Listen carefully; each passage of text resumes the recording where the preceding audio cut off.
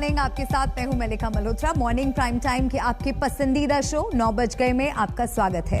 हफ्ते का पहला दिन, नया दिन, नई शुरुआत। अगर आपका वीकेंड छुट्टियों में खबरों से, दुनिया से दूर रहे थे आप, तो अगले 1 घंटे आप बने रहिए हमारे साथ। देश दुनिया की तमाम अहम खबरें आपके पास होंगी। खबरें रफ्तार से भी होंगी और विस्तार से भी। लेकिन खबरों का सिलसिला शुरू करने से पहले आइए आपको दिखाते हैं सुर्खियों के अलावा इस बुलेटिन में और कौन सी खबरें हैं। कृषि कानून की वापसी के बाद अब सरकार पर एनआरसी और सीएए वापस लेने का दबाव। मुस्लिम पर्सनल लॉ बोर्ड की बैठक में पास हुए 11 प्रस्ताव। कहा देश में लागू नहीं हो सकता कॉमन सिविल कोड। आज दिल्ली में गूंजेगा त्रिपुरा का मामला।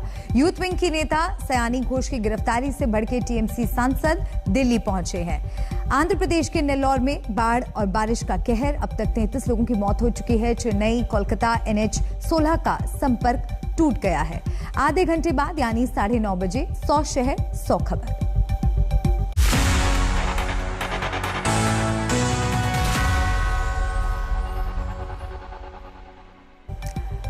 बुलेटिन की शुरुआत किसान आंदोलन से। पीएम मोदी ने शुक्रवार को तीनों कृषि कानून वापस लेने का ऐलान किया। इसके बावजूद किसान अपना आंदोलन वापस लेने को तैयार नहीं। थोड़ी देर में लखनऊ में किसानों की महापंचायत होने वाली है। इससे पहले कल दिल्ली में संयुक्त किसान मोर्चा की बैठक हुई, जिसमें आंदोलन जारी रखने के फैसले के साथ पीएम मोदी के नाम 6 मांगों की चिट्ठी जारी की गई।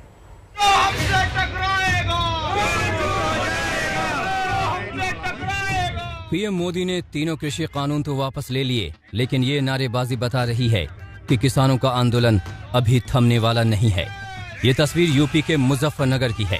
कल रात भारतीय किसान यूनियन से जुड़े करीब 2000 किसान आज होने वाली महापंचायत में शिरकत करने नौचंदी एक्सप्रेस से लखनऊ रवाना हुए।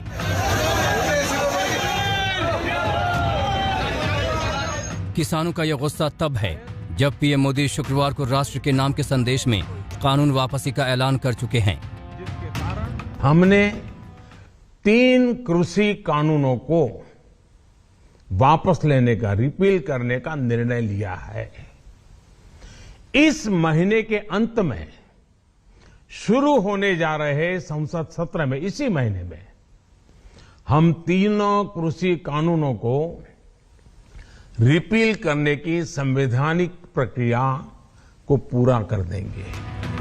उम्मीद तो ये थी कि इस अपील और फैसले का असर होगा, लेकिन किसानों पर क्या असर हुआ वो सुनिए। सरकार जितनी मानने उतनी हम मान लेंगे। अब सरकार भाई आंख दिखाओगी तो भाई हम भी आंख दिखाओगे। अब सरकार आई है कि बातचीत के मूड में सरकार है, वह ये तो बातचीत कर मामलों को निपटाते चलो। कल दिल्ली के सिंघू बॉर्डर पर संयुक्त किसान मोर्चा की बैठक हुई। तय हुआ कि किसानों के आंदोलन के पहले से जो कार्यक्रम तय है वो जारी रहेंगे। पहले से तय कार्यक्रम के मुताबिक आज लखनऊ में किसानों की महापंचायत होगी। 26 नवंबर को दिल्ली के सारे बॉर्डर पर किसान प्रदर्शनकारी मौजूद रहेंगे। 28 तारीख को महापंचायत भी होगी। 29 नवंबर को संसद तक ट्रैक्टर रैली भी की जाएगी। मतलब ये कि किसान फिलहाल अपनी असली मांग के माने जाने के बावजूद अपने घर नहीं लौटेंगे। एक ये फैसला हुआ कि जो प्रोग्राम पहले से तय किए गए हैं एसकेएम की तरफ से वो कंटिन्यू करेंगे, वो बाकायदा जारी रहेंगे। 22 को लखनऊ में किसान पंचायत होगी और 26 का प्रोग्राम सारे बॉर्डर्स पे, हर जगह पे वो बड़ी गैदरिंग्स होंगी और 29 का वो जो पार्लियामेंट कूच है वो that stands as it is. Samyukt Kisan मोर्चा की बैठक में एक चिट्ठी भी तैयार की गई, जो पीएम को भेजी गई है। चिट्ठी में कहा गया है, देश के हर किसान को अपनी पूरी फसल पर कम से कम सरकार द्वारा घोषित न्यूनतम समर्थन मूल्य पर खरीद की गारंटी हो। सरकार द्वारा प्रस्तावित विद्युत अधिनियम संशोधन विधेयक 2020-2021 का ड्राफ्ट वापस लिया जाए। राष्ट्रीय राजधानी क्षेत्र और इससे जुड़े क्षेत्रों में वायु गुणवत्ता प्रबंधन के लिए आयोग अधिनियम 2021 में किसानों को सजा देने के प्रावधान हटाए जाएं। आंदोलनकारी किसानों से केस को तत्काल वापस लिया जाए। गृह राज्य मंत्री अजय मिश्रा टेनी को बर्खास्त और गिरफ्तार किया जाए। आंदोलन के दौरान मारे गए किसानों के परिवारों के मुआवजे और पुनर्वास की व्यवस्था हो। किसान स्मृति में एक शहीद स्मारक बनाने के लिए सिंघू बॉर्डर पर जमीन दी जाए। कह रहे हो कि चिट्ठी का अगर कैसा जवाब आए, कैसा रिएक्शन आए, उस पे डिसाइड होगा कि 29 को जो ट्रैक्टर मार्च है वो जाएगा या नहीं? तमाम बातें कंसिडर होंगी, उस पे तमाम चीजें उस पे निर्भर कर सकती हैं, ऐसा कह सकते हैं आप। सबसे बुनियादी सवाल है एमएसपी का गारंटी देने वाला केंद्रीय कानून बनाने का सवाल है। उसके ऊपर कोई ठोस आश्वासन नहीं है और ये पूरे देश का सवाल है, क्योंकि आज 4 लाख से ज्यादा किसानों ने आत्महत्या की कर्जे की वजह से, क्योंकि उनको दाम नहीं मिल रहा। तो ये एक सवाल है। यानी किसानों ने गेंद एक बार फिर से सरकार के पाले में डाल दी है। दिल्ली से श्रेया आशुतोष मिश्रा और सुशांत मेहरा के साथ आज तक ब्यूरो। किसान आंदोलन की शुरुआत से एक ही मांग एक सुर में सुनाई देती थी कि काले कानून वापस लो, और अब जब ये फैसला लिया जा चुका है उसके बाद भी तस्वीर कुछ खास बदली नहीं है। मेरे सहयोगी कुमार अभिषेक लखनऊ में इस वक्त मौजूद हैं, जहां पर किसानों की महापंचायत होनी है, उनका रुख करते हैं।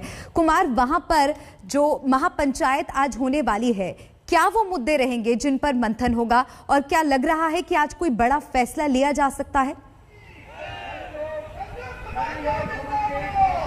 देखिए मल्लिका, ये कार्यक्रम पहले से प्रस्तावित था जब तीनों कानून वापस नहीं लिए गए थे, और एक बड़ी महापंचायत की बात राकेश टिकैत ने कही थी कि वो लखनऊ में करेंगे, लेकिन इस बीच तीनों कानून वापस ले लिए गए। लेकिन ये कार्यक्रम हो रहा है और आज राकेश टिकैत पहुंच चुके हैं। हम आपको जरा दृश्य दिखा दें। इस वक्त जो भारतीय किसान यूनियन और जो दूसरे किसान संगठनों के लोग हैं वो सब पहुंच चुके हैं। 10 बजे का वक्त रखा गया है इस आज की इस महापंचायत के लिए, और राकेश टिकैत मंच से बोलेंगे। कई और नेता जो किसान नेता हैं वो भी आज संबोधित करेंगे। तमाम लोगों की निगाहें इस बात पर रहेंगी कि आंदोलन अब यहां से क्या पीछे जाएगा या फिर आगे और बढ़ेगा। हम आपको मंच की तरफ भी दिखाएंगे। मंच पर इस वक्त ढेरों नेता मौजूद हैं, लेकिन राकेश टिकैत कुछ देर में पहुंचेंगे। चूंकि तीनों कानून वापस ले लिए गए हैं, इसलिए अब पूरा मुद्दा जो है वो एमएसपी की गारंटी, बिजली विद्युत अधिनियम बिल, जो जिन किसानों की मौत हुई है उनके लिए मुआवजा, नौकरी, और साथ साथ अजय मिश्रा टेनी, इनकी गिरफ्तारी के इर्द गिर्द घूमेगी। और आज जिस तरीके से किसानों का ये महापंचायत चल रहा है और जिस तरीके से राकेश टिकैत पहुंचे हैं, अब उम्मीद ये की जा रही है कि आज कुछ बड़ी बातें कहेंगे, क्योंकि 27 को एक जो बड़ा कार्यक्रम दिल्ली में है उसकी एक झलक भी हो सकती है। कई लोग यहाँ पर मौजूद हैं, उनसे पूछने की, बात करने की कोशिश करते हैं। ये बताइए, तीनों कानून वापस ले लिए हैं सरकार ने, आप लोगों को क्या लगता है या अनवरत ऐसा ही आंदोलन चलेगा? अभी कहाँ ले लिए कानून, कहाँ वापस ले लिए? प्रधानमंत्री ने ऐलान कर दिया।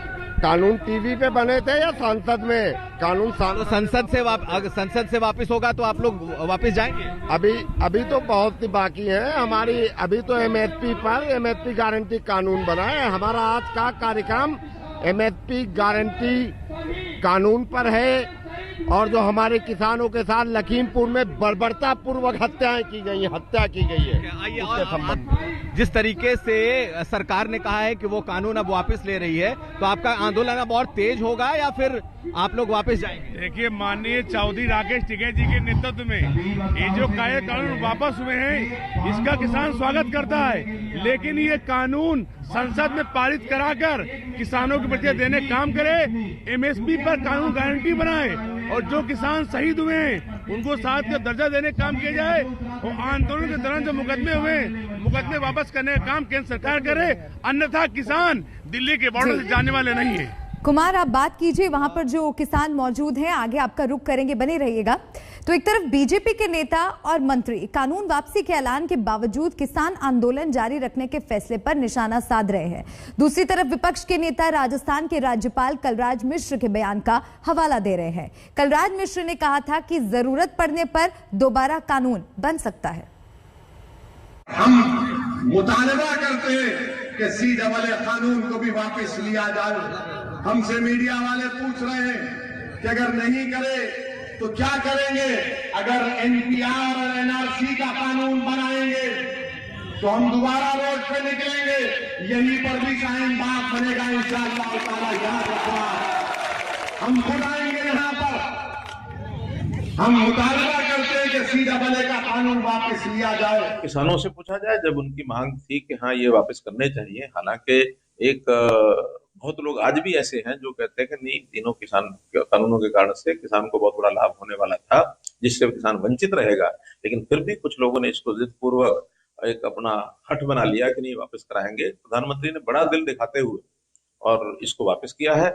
अब इसमें कोई उनको नैतिक अधिकार नहीं है कि इस आंदोलन को चालू रखें, फिर भी अगर वो रखेंगे तो उनसे पूछिए कि क्यों रखा हुआ। देखिए, आपको याद होगा आज ही कलराज मिश्रा जी जो महामहिम राज्यपाल भी हैं, खैर वो संवैधानिक पद पर बैठे हैं, लेकिन अभी भी उनके अंदर भारतीय जनता पार्टी का नेतृत्व दिखाई दे रहा है। उन्होंने कहा कि विधेयक आते हैं और जाते हैं, समय आने पर हम फिर इस काले कानून को लेकर वापस आएंगे।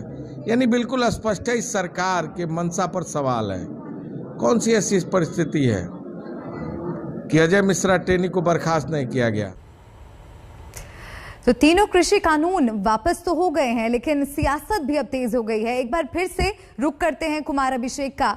कुमार, एक तरफ तो जो किसान है आंदोलन को खत्म करने के लिए अब नई शर्तें सामने रख रहे हैं सरकार के, और दूसरी तरफ सियासत जोरों पर है। और असदुद्दीन ओवैसी का जो बयान अभी हमने दर्शकों को सुनाया, क्या वो भी एक बड़ी चुनौती हो सकती है सरकार के सामने? देखिए, जिस तरीके से सरकार ने कानून वापस लिया, प्रधानमंत्री ने ऐलान कर दिया, अब निश्चित तौर पर जो CAA NRC इस पर भी मांग उठेगी, तेज होगी।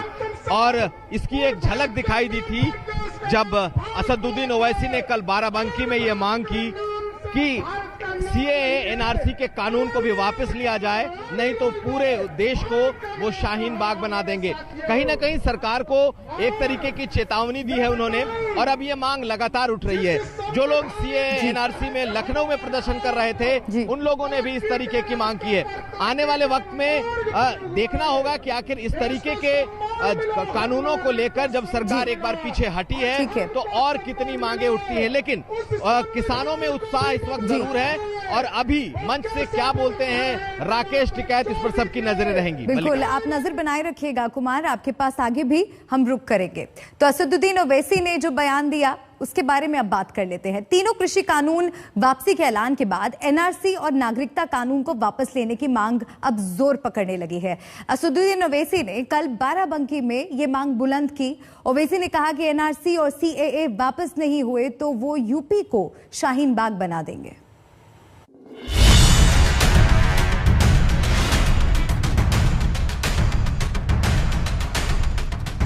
CAA का कानून वापस लेना चाहिए। क्यों लेना चाहिए?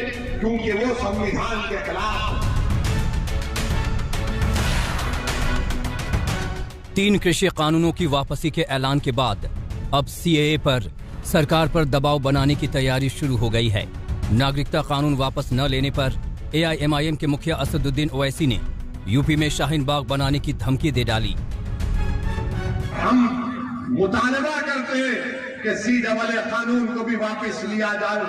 हमसे मीडिया वाले पूछ रहे हैं कि अगर नहीं करे तो क्या करेंगे?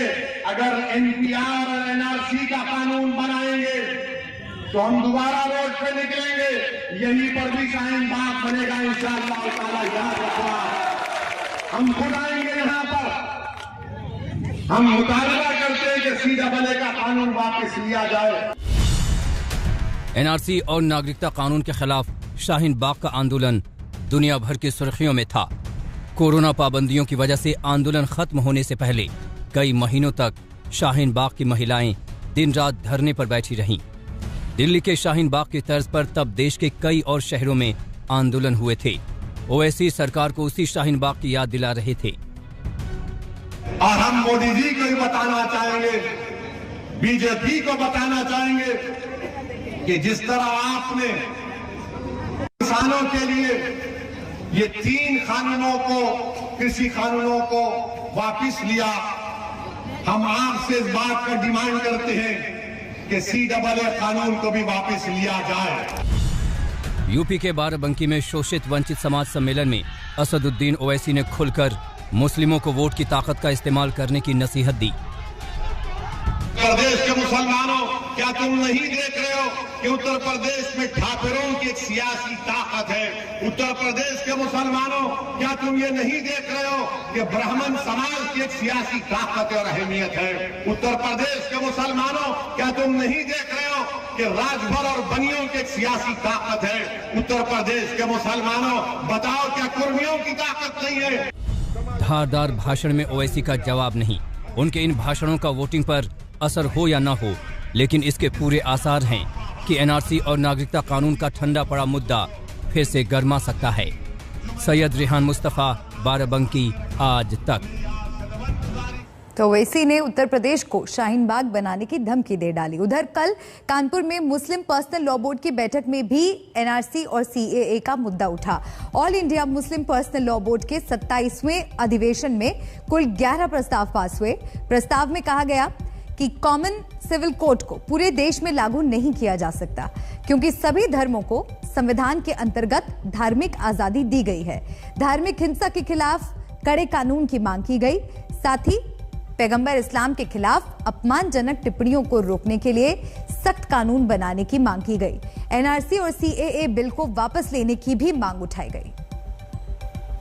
हम ये देख रहे हैं कि पिछले कई दिनों से, पिछले कई महीनों और सालों से हमारे देश में हजरत मोहम्मद सल्लल्लाहु अलैहि वसल्लम जो इस्लाम के पैगंबर है, उनकी शख्सियत के बारे में बहुत गलत बातें आ रही हैं, उनकी अवहेलना की जा रही है। तो हमने ये सरकार से मुतालबा किया है कि ऐसे लोगों के खिलाफ कार्रवाई होनी चाहिए, पहली बात। और दूसरी बात हमने ये कही है कि एक ऐसा ब्लास्फेमी पे कानून बनना चाहिए, किसी भी धर्म की जो धार्मिक फैसिलिटीज हैं, चाहे वो हिंदू धर्म हो, चाहे सिख हो, चाहे ईसाई हो, चाहे बौद्ध हो, चाहे जैन हो, चाहे मुसलमान हो, किसी धर्म की धार्मिक फैसिलिटी के खिलाफ कोई भी अशब्द कहा जाए, अपशब्द कहा जाए या उनकी फैसिलिटी के बारे में गलत बातें कही जाए तो उनके खिलाफ कार्रवाई होनी चाहिए और कानून बनना चाहिए। अब खबर त्रिपुरा में मचे बवाल की। तृणमूल कांग्रेस के यूथ विंग की नेता सयानी घोष की अगरतला में गिरफ्तारी के खिलाफ आज टीएमसी सांसद दिल्ली में धरना देंगे। टीएमसी सांसदों का दल आज गृह मंत्री अमित शाह से भी मिल सकता है। कल रात ही ये दल कोलकाता से दिल्ली पहुंचा है।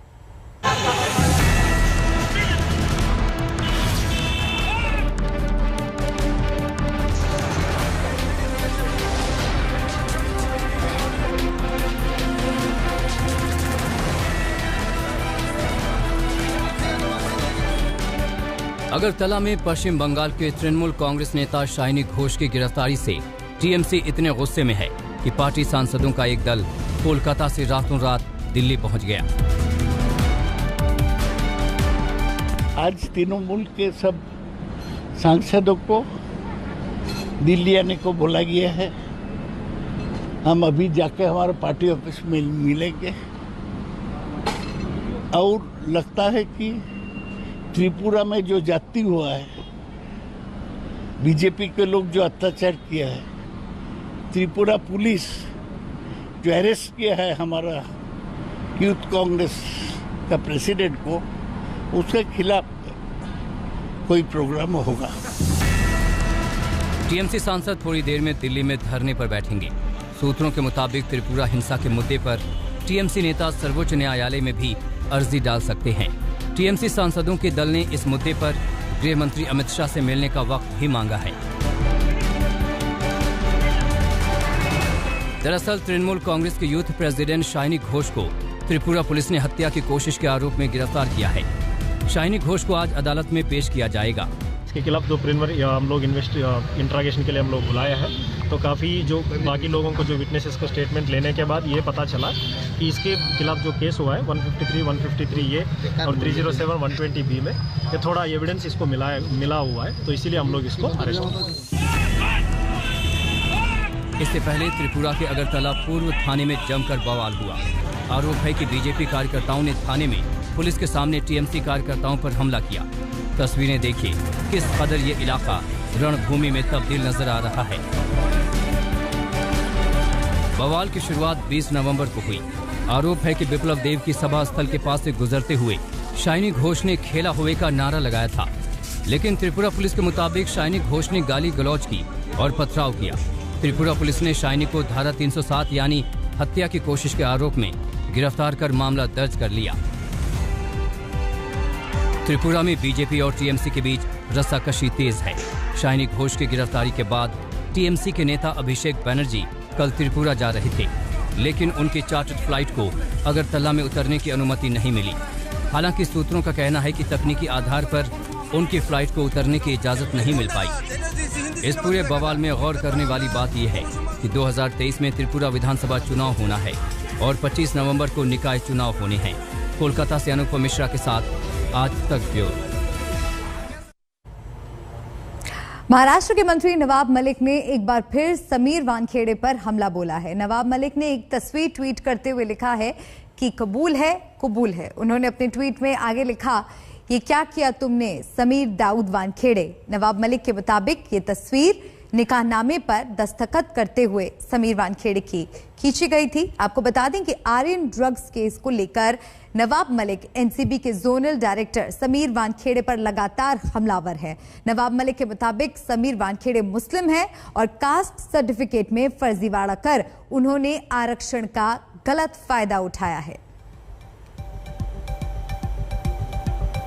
तो एक के बाद एक हमला कर रहे हैं नवाब मलिक समीर वानखेड़े पर, और आज इसी कड़ी में एक और तस्वीर उन्होंने ट्विटर पर पोस्ट की है। ये तस्वीर आपको दिखा रहे हैं। साथ ही कैप्शन में उन्होंने लिखा, कबूल है।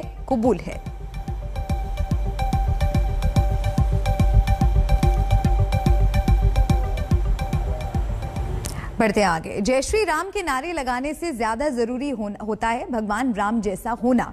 दिल्ली के विज्ञान भवन में आयोजित संत ईश्वर सम्मान कार्यक्रम में राष्ट्रीय स्वयंसेवक संघ प्रमुख मोहन भागवत ने कल जय श्री राम का नारा लगाने वालों को यही नसीहत दी।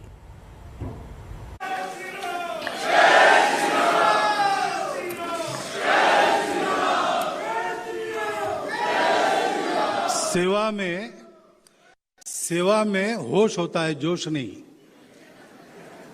ये जहां नारे लगाने वहीं लगाने चाहिए। ये काम नारों का नहीं है, ये काम करना पड़ता है। मेरे बोलने पर आप तालियां बजा रहे हैं, लेकिन ये लोग कर रहे हैं। ये कर रहे हैं इसलिए मैं बोल पा रहा हूं। उनकी पूजा, जयंती, पुण्यतिथि, जय जयकार ये सब करेंगे। जैसे अभी जय श्री राम हम कहते हैं बड़े जोर से, कहना भी चाहिए, कोई बुरी बात नहीं है, लेकिन श्री राम जैसा होना भी चाहिए ना। लेकिन हम सोचते हैं कि वो तो भगवान थे। अरे भाई, भरत जैसे भाई पर प्रेम करना श्री राम ही करे, हम तो नहीं कर सकते। ये सामान्य व्यक्ति की प्रतिक्रिया रहती है। अब बात आंध्र प्रदेश की। बारिश और बाढ़ से यहां कहर बरप रहा है। अब तक 33 लोगों की जान जा चुकी है। पेन्ना नदी में उफान से नेल्लोर के पास चेन्नई से कोलकाता जाने वाले नेशनल हाईवे 16 का एक हिस्सा टूट गया है। स्थानीय प्रशासन के मुताबिक 30 के बाद ऐसी आपदा आई है।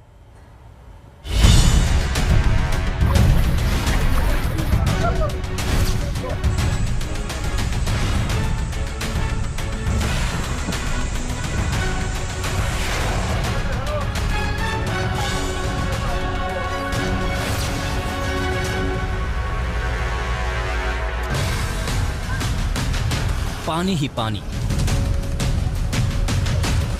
सड़कों पर पानी भर गया।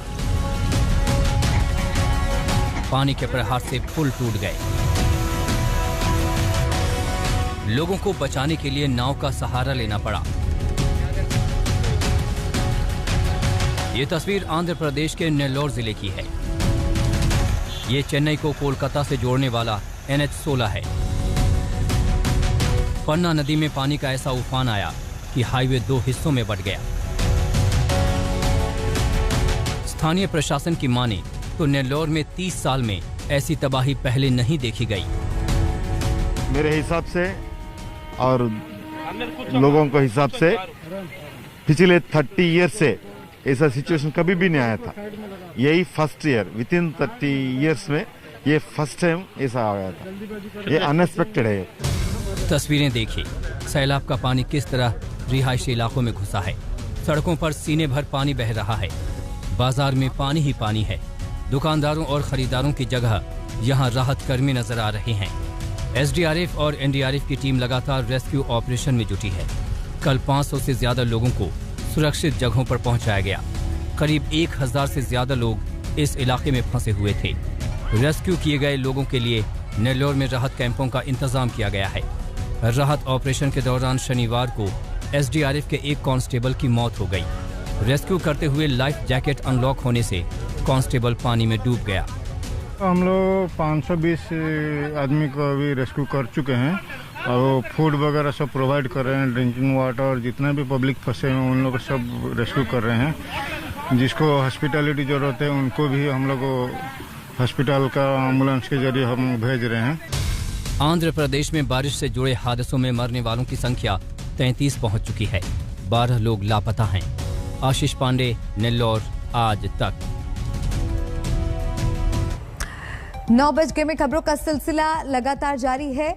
आगे बढ़ने से पहले नजर डाल लेते हैं इस वक्त की सुर्खियों पर।